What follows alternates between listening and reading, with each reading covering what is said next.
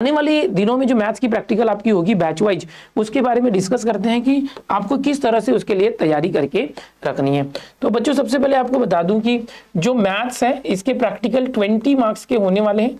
Okay, बाकी जो physics chemistry और बायोलॉजी होते हैं उसके प्रैक्टिकल 30 मार्क के होते हैं, बट यहाँ पर आपको 20 मार्क का जो प्रैक्टिकल होता है और रिटन पेपर जो है आपको पता है कि 80 मार्क्स के रिटन पेपर होते हैं। बोर्ड एग्जाम के थियरी पेपर के अंदर 80 मार्क्स आएंगे, वो तो बाद में हम देखेंगे। अब अगर कोई 20 मार्क का प्रैक्टिकल एग्जाम होगा तो उसके अंदर किस तरह से क्वेश्चंस होते हैं। तो बच्चों आपको बता दूं कि जो प्रैक्टिकल एग्जाम आप देने जाओगे तो आपका जो जर्नल है यानी प्रैक्टिकल बुक जिसको हम बोलेंगे हैंडबुक, उसको आपने कंप्लीट किया होगा इस तरीके से।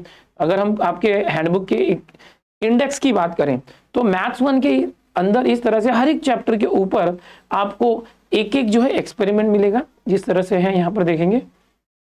ओके, यहाँ पर ट्रिग्नोमेट्री के लिए 2 हो गया, इसलिए 7 के बदले 8 चैप्टर दिख रहा है आपको। और यहाँ पर मैथ्स 2 के अंदर भी हर चैप्टर के ऊपर एक्सपेरिमेंट्स दिए गए हैं। ओके, जिसके अंदर बड़े कुछ ना कुछ क्वेश्चंस होते हैं, हर चैप्टर के क्वेश्चंस होते हैं। जैसे कि यहाँ पर देखो एप्लीकेशन ऑफ डेरिवेटिव्स है।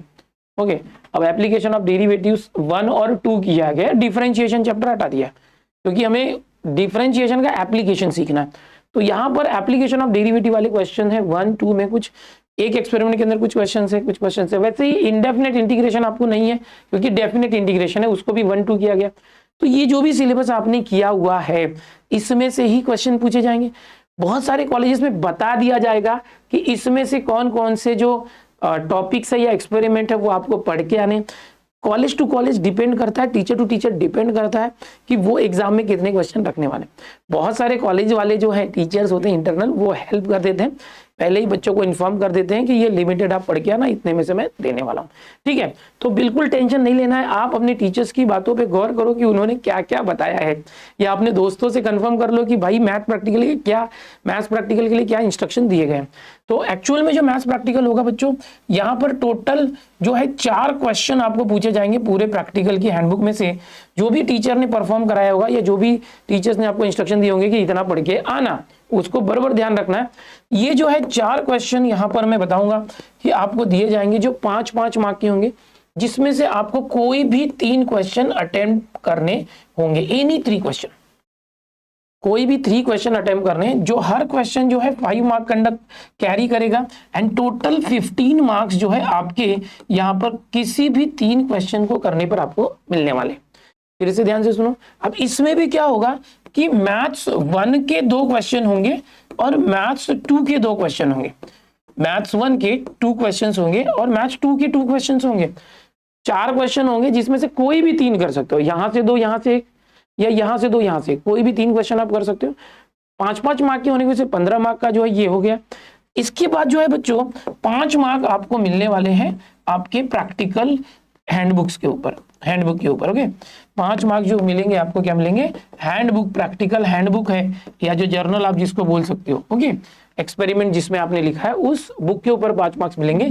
टोटल आपके हो जाते हैं 20 मार्क्स। और आपको जैसे मैंने बताया कि जो मैथ्स है उसमें 80 मार्क्स जो है आपको रिटन पेपर में लाना है। 20 मार्क्स का सिर्फ इतना सा खेल है, फिजिक्स से जैसा कोई कॉम्प्लिकेशन नहीं है। यहाँ पर आपको अपने टीचर्स पे ध्यान देना है कि टीचर्स ने क्या इंपॉर्टेंट बताया है।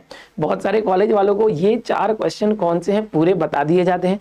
बहुत सारे कॉलेज वालों को 8 से 10 क्वेश्चन बताए जाते हैं कि ये 10 क्वेश्चन या 8 क्वेश्चन करके आओ, इसमें से ही हम 4 क्वेश्चन देंगे।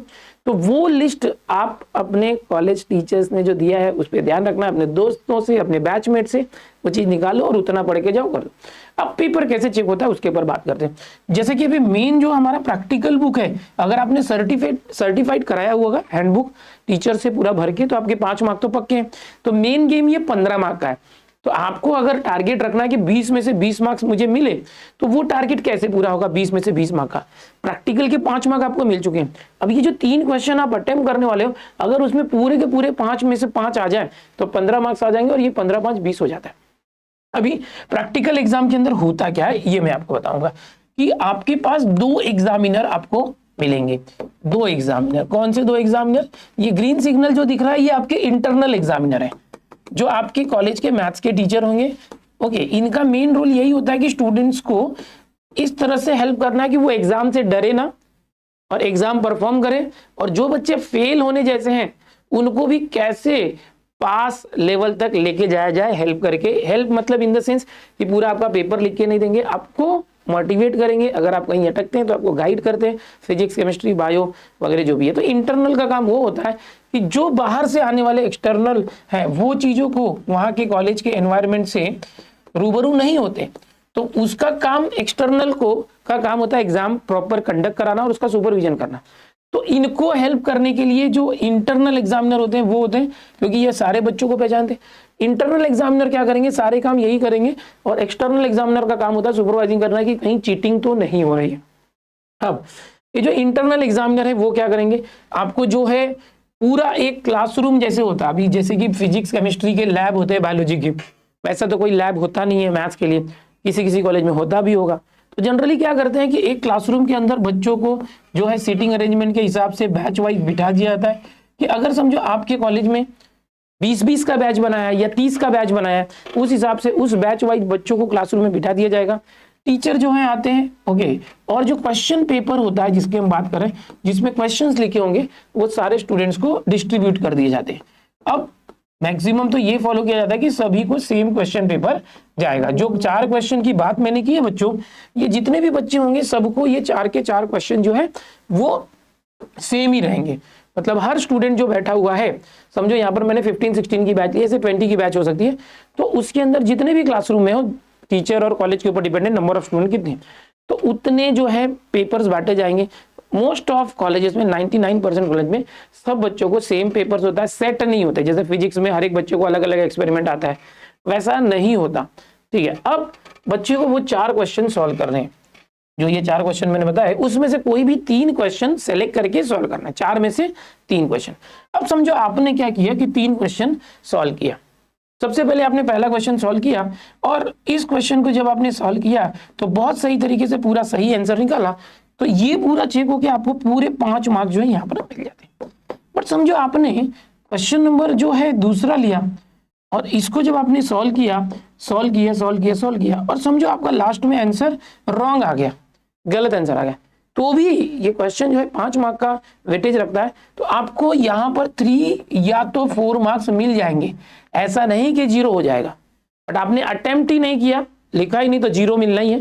तो आपको ऐसा नहीं करना है कि ब्लैंक छोड़ के अटेम्प्ट करना ही है।